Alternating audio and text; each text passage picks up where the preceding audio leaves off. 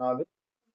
ప్రియమైన దేవునితులారా, ఈరోజు లేఖనాల నుంచి మరొక సందర్భాన్ని మనం జాగ్రత్తగా పరిశీలన చేద్దాము. పాత నిబంధనలలో పితరులతో మాట్లాడింది దేవుడైనా లేకపోతే దేవదూతల? ఈరోజు నేటి సమాజంలో క్రైస్తవులు మరి దేవుడే భూమి మీదకి వచ్చారు, దేవుడే మోషేతో మాట్లాడాడు, దేవుడే పితరులతో మాట్లాడారని చాలా మంది ప్రసంగాలు చేస్తూ ఉంటారు. పాత నిబంధనలో నిజంగా కొన్ని మాటలు దేవుడే మాట్లాడినట్టుగా దేవుడు రాయిస్తాడు. కానీ పరిశుద్ధ గ్రంథాన్ని మనం పరిశీలన చేస్తే యెషయా గ్రంథం 34:16లో మాట ఉంటుందండి. యెహోవా గ్రంథమును పరిశీలించి చదువుకోనండి అని గ్రంథకర్త యెషయా గారు చెప్తారు. అలాగే అదే యెషయా గ్రంథంలో 28:13 ఒక మాట ఉంటుందండి. ఆజ్ఞ వెంబడి ఆజ్ఞ, సూత్రం వెంబడి సూత్రము. పాత నిబంధనలో మాట్లాడింది దేవుడేనా అనేది మనం ఆలోచిస్తే, ప్రియమైన దేవుని పిల్లారా, పరిశుద్ధ గ్రంథంలో ఒక ప్రశ్నకి వచ్చిందనుకోండి, దానికి సమాధానం ఎక్కడ దొరుకుతుంది? బైబిల్లో దొరుకుతుంది. కొంత ఇచ్చట కొంత అచ్చట దేవుని యొక్క వాక్యము మీకు దొరుకును అని చెప్తాడు. అంటే ఒక సందర్భంలో ఒక పుస్తకంలో దొరికినటువంటి ప్రశ్న వచ్చిందనుకోండి, మరొక పుస్తకంలో దేవుడు ఎక్కడో చోట రాయించిస్తారు. అది మనం చదువుకుంటే వెళ్తే మనకు అర్థమవుతుంది. రైట్, మన కృష్ణులోకి వెళ్ళిపోతాం. ప్రియమైన దేవుని పిల్లారా, మరి పాత నిబంధనలో ప్రవక్తలతో మాట్లాడింది దేవుడేనా? మనకి పాత నిబంధనలో పంచకాండాలు అంటారు. ఎవరు రాశారండి? ఆదికాండం, నిర్గమకాండము, లేవీకాండం, సంఖ్యాకాండం, ద్వితీయోపదేశకాండం. నా ఇల్లంతటిలో నమ్మకమైన వ్యక్తి ఎవరు? మోషే. మరి మోషే గారు ఒక సందర్భంలో సినాయి కొండ మీదకి వెళ్ళినప్పుడు అక్కడ డైరెక్ట్ గా దేవుడే మాట్లాడిన సందర్భం దేవుడు రాయించాడు. మరి ఈ సందర్భాన్ని చూపించేసి ఇక మోషేది దేవుడు మాట్లాడలేదా, డైరెక్ట్ గా దేవుడు భూమి మీదకి వచ్చి మోషేతో మాట్లాడారని చాలా మంది ప్రసంగాలు చెప్తూ ఉంటారు. కానీ దేవుని వాక్యం ఏం చెప్తుందంటే, ప్రియమైన దేవుని పిల్లారా, దేవుడు కొంత సమాచారం మాత్రమే ఆదికాండం నుంచి ఏమండి 39 పుస్తకాలు, పాత నిబంధన ఎన్ని పుస్తకాలండి? 39 పుస్తకాలు. కొంత సమాచారం ఇచ్చాడు. పూర్తి సమాచారం ఎప్పుడు వచ్చింది? ప్రభువైన యేసుక్రీస్తు వారు భూమి మీదకి వచ్చినప్పుడు సర్వసత్యం వచ్చింది. అవునా కదా? సర్వసత్యం ఎప్పుడు వచ్చింది? క్రొత్త నిబంధన వచ్చేసరికి సర్వసత్యం వచ్చింది. యేసుక్రీస్తు వారు వచ్చేసరికి అన్ని దేవుడు ఏమైతే భూమి మీదకి తన పిల్లలకి ఇవ్వాలో అవన్నీ యేసుక్రీస్తు వారి ద్వారా రాయించి ఇచ్చేశారు. మరి పాత నిబంధనలో మాట్లాడింది దేవుడా, దేవదూతల అనేది ఈరోజు ప్రశ్నగా మిగిలిపోకూడదు. ఆ ప్రశ్న సమాధానమే ఈరోజు సత్యంలో తెలుసుకోవాలి.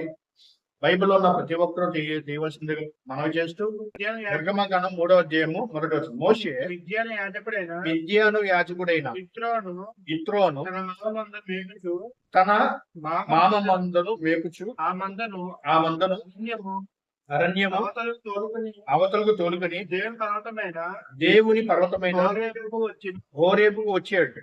మోషే గారు ఒక పొద నడిమిని అగ్ని జ్వాలలో యెహోవా దూత, నోట్ దిస్ పాయింట్, అండర్లైన్ చేసుకోండి. యెహోవా దూత అతనికి ప్రత్యక్షమై అతను చూసినప్పుడు అగ్ని వలన ఆ పొద వండుచుండెను. దాని 4వ వచనం చూడండి. దానిని చూచుటకు అతడు ఆ తట్టు వచ్చుట యెహోవా చూచెను. దేవుడు ఆ పొద నడుము నుండి మోషే మోషే అని అతను పిలిచాను. అందుకతడు చిత్తం ప్రభువా అనెను. ఏమండి, ఈ సందర్భాన్ని మనం జాగ్రత్తగా ఆలోచిస్తే, పాత నిబంధనలో తండ్రి అయిన దేవుణ్ణి ఎవరెవరు ప్రభువా ప్రభు అనేవారు. మోషే గారు తెలుసు కదండి, ఐగుప్తు బానిసత్వంలో మగ్గిపోతున్న వారిని, ఇశ్రాయేలు ప్రజలను రక్షించడానికి పుట్టినటువంటి కారణ జన్ముడు మోషే గారు. అంటే మోషే గారు మరి సినాయి మీద వెళ్ళినప్పుడు అక్కడ మాట్లాడింది ఎవరు? ఒక పక్కన దేవదూత వచ్చిందని చెప్పాడు కదండి. తర్వాత యెహోవా అంటే వచ్చింది ఎవరు? దేవదూత. మాట్లాడుతుంది ఎవరు? యెహోవా. మరి చాలా మంది బోధకులు దేవదూత ప్లేస్ లో యేసుక్రీస్తు వారే వచ్చారు, యేసుక్రీస్తు వారు మాట్లాడారని చెప్పి చాలా మంది ప్రసంగాలు చేస్తూ ఉంటారు. నిర్గమకాండము 33వ అధ్యాయము 11వ వచనం. మనుష్యుడు తన స్నేహితుడితో మాట్లాడినట్లు యెహోవా మోషేతో ముఖాముఖిగా మాట్లాడుచుండెను. ఇక్కడ ఏ సందర్భం కనబడుతుంది? మోషే గారితో యెహోవా అంటే తండ్రి అయిన దేవుడు ఎలా మాట్లాడుతున్నాడు? ముఖాముఖిగా అంటే ఎదురుగా దేవుడు ఉన్నాడు. ముఖాముఖిగా అంటే కదండి, అలా మాట్లాడుతున్నాడు అని చెప్పేసి మోషే గారు చెప్తున్నారు. ఈ సందర్భాన్ని మనం ఆలోచించాలి ప్రియమైన దేవుని ద్వారా. అసలు తండ్రి అయిన దేవుడు భూమి మీదకు వచ్చి ప్రవక్తలతో పితరులతో మాట్లాడింది నిజమేనా? అంటే బైబిల్ అప్పటికే సర్వసత్యం రాలేదండి. 39 పుస్తకాలు, పాత నిబంధన పుస్తకాలు 39 పుస్తకాలు, కొత్త నిబంధన 27 పుస్తకాలు. అంటే దేవుడు అక్కడ రాయించాడు కదా, మరి దీన్ని ఎలా అర్థం చేసుకోవాలి అనేది అంటే ప్రియమైన దేవుని పిల్లరా, ఇప్పుడు సర్వసత్యం ఎప్పుడు వచ్చింది? యేసు ప్రభు వారు భూమి మీదకి వచ్చినప్పుడు సర్వసత్యం అంటే తండ్రి అయిన దేవుడు ఏమైతే తన పిల్లలకి చెప్పాలో మొత్తం టోటల్ కంప్లీట్ గా యేసుక్రీస్తు వారి ద్వారా సర్వసత్యం వచ్చింది.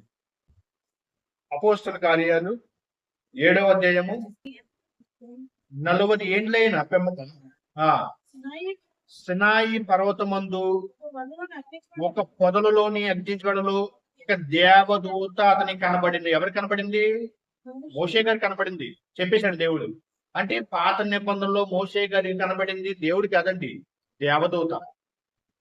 గుర్తుపెట్టుకో. అపోస్తల కార్యాలు 7వ అధ్యాయం 35వ వచనం. అధికారిగాను తీర్పురిగాను నిన్ను నియమించిన వాడు ఎవడని వారు నిరాకరించిన ఈ మోషేనే అతనికి పొదలలో అంటే మోషే గారికి కనబడింది, పొదల్లో కనబడింది దేవదూత ద్వారా దేవుడు అధికారిగాను విమోచనగాను నియమించి పంపెను. కాబట్టి ఇక జాగ్రత్త కలుసుకుంది. అంటే మోషే గారికి కనబడింది దేవదూత. మాట్లాడింది ఎవరు? దేవుడు దేవదూతల చేత మాట్లాడారు.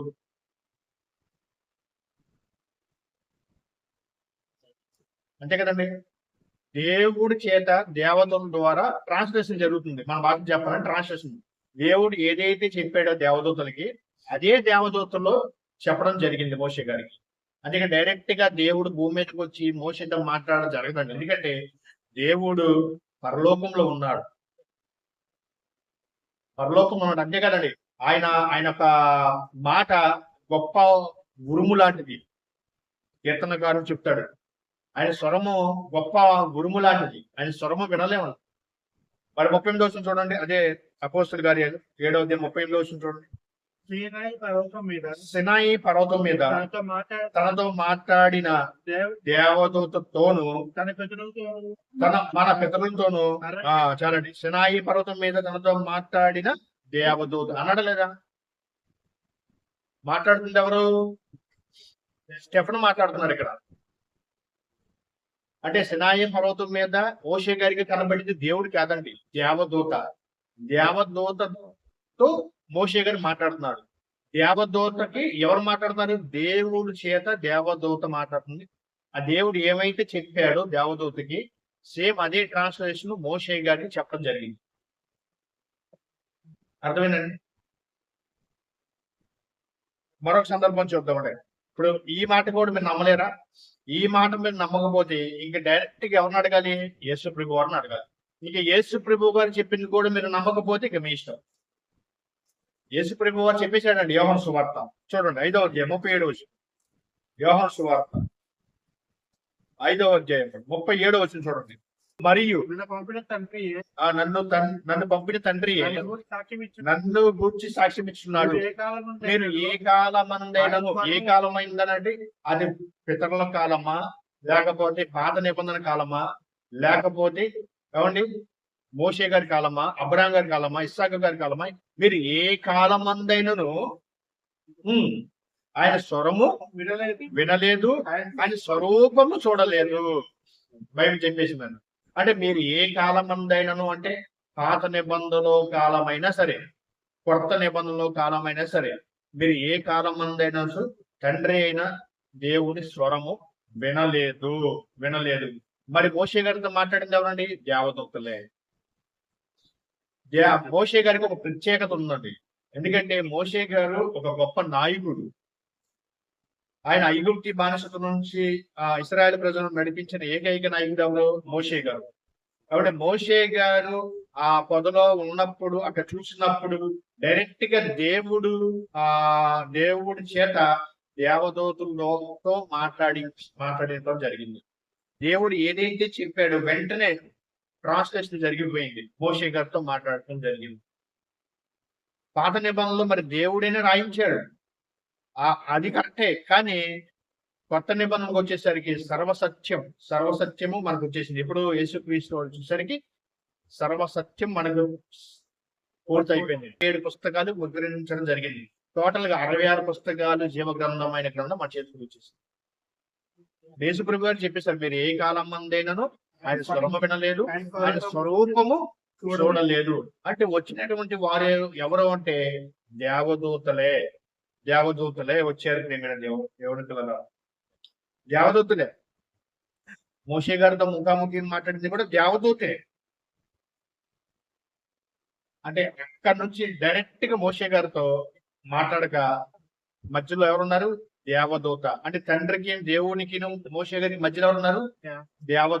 దేవదూత ద్వారా మోషేతో మాట్లాడడం జరిగింది.